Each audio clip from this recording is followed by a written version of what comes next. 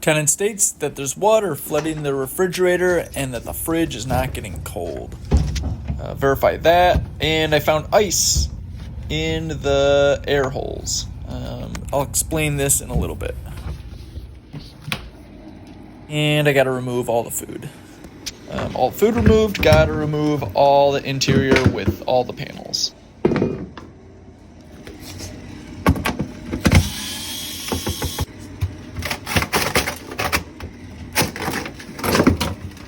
And immediately look at all that ice. Right there, just pooling up on the bottom. I gotta get all that out of there.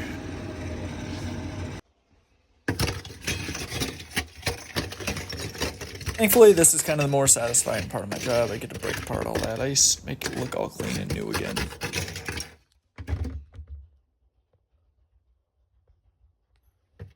So what actually happens in the freezer section here is those coils that you see, there's a lot of water or condensation that builds up on them and they freeze. And so there's a heating element that kicks on, melts all that ice, and all that water flows down into that bottom tray that I'm clearing out right now.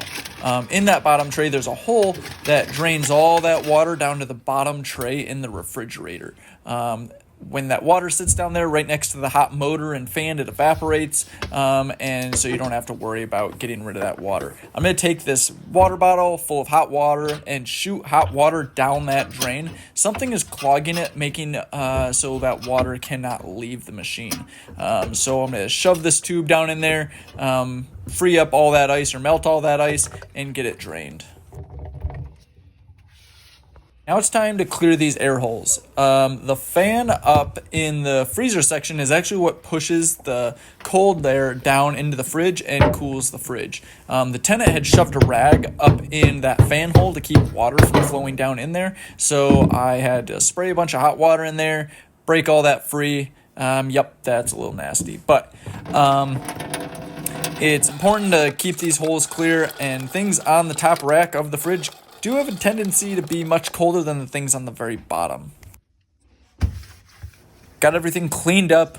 All the ice is out of there. Time to put it all back together. I'm going to pop the back off this fridge, take a look at the hole on the back, make sure that this temperature is turned back down to its normal temp, make sure the fan kicks back on, and check to make sure all that water is pulling up the bottom. Anything can really block that hole, whether it's ice, styrofoam, pieces of debris that get lodged in it. Anything that gets lodged in that tube that's dripping, that will block water from getting out. But this one's all set and ready to go on to the next one.